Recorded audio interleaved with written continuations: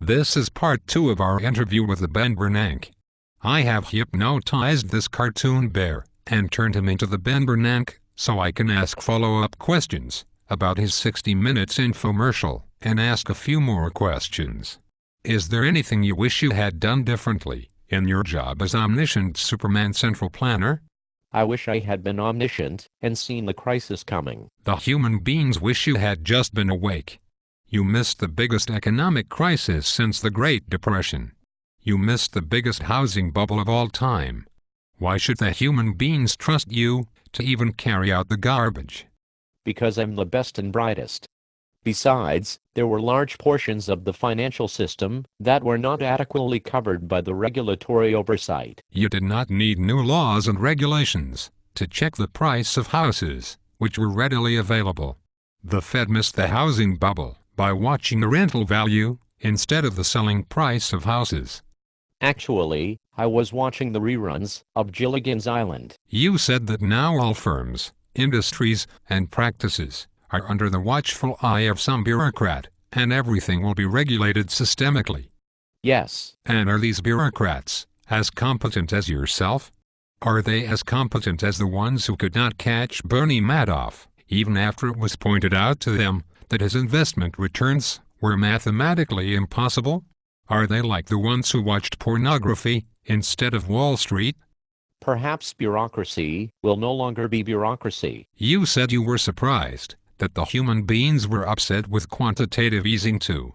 Has it occurred to you that the human beings are upset because they do not trust you because of the Fed's jackass record? What jackass record? The one we have been talking about.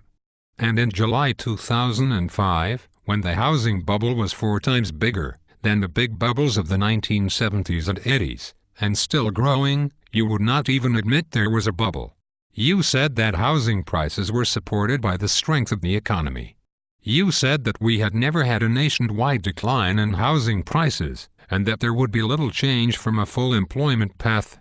It seems that past performance really does not guarantee future results. In November 2005, you said the derivatives of doom, which were about to bomb, were a good way to transfer risk to those willing to take the risk, and that it was the Fed's responsibility to make sure that derivatives of doom were well managed and did not create excessive risk.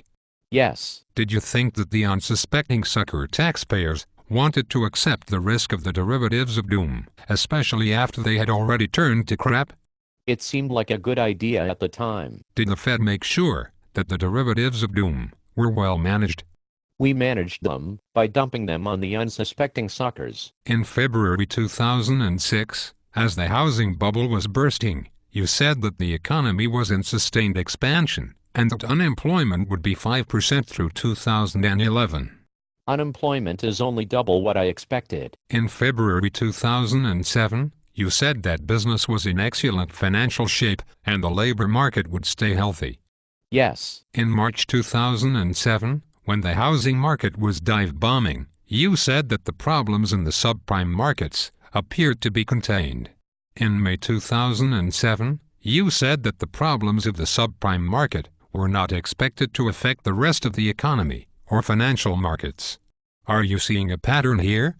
No. In July 2007, when unemployment was 4.6%, you said that employment should continue to expand.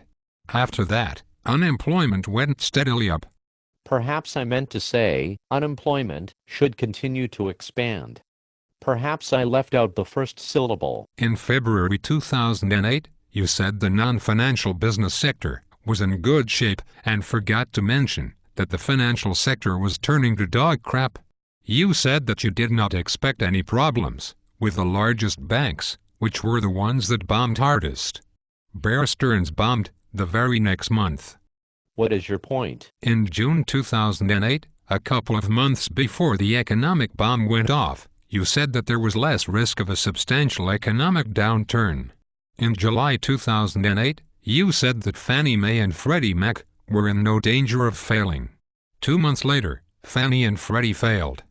Are you implying that no one should trust anything I say? Yes. Your jackass record speaks for itself.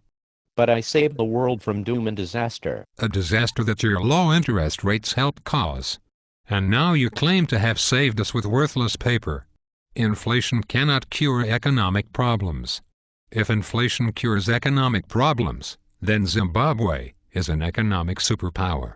If not for Weimar Republic inflation, Adolf Hitler would not have come to power in Germany. Perhaps I was misinformed. Why do you want to keep the human beings from finding out what the jackass Fed is doing with their currency and their economy? These are not your private toys.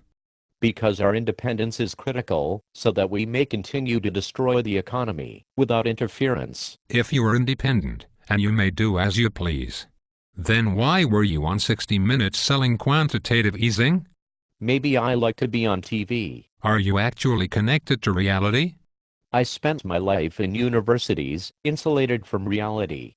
Now I'm a government bureaucrat, so reality is irrelevant. So another of the best and brightest, a paternalistic Princeton professor, went to Washington and became a bumbling bureaucrat central planner, like a Gomer Pyle with a backhoe.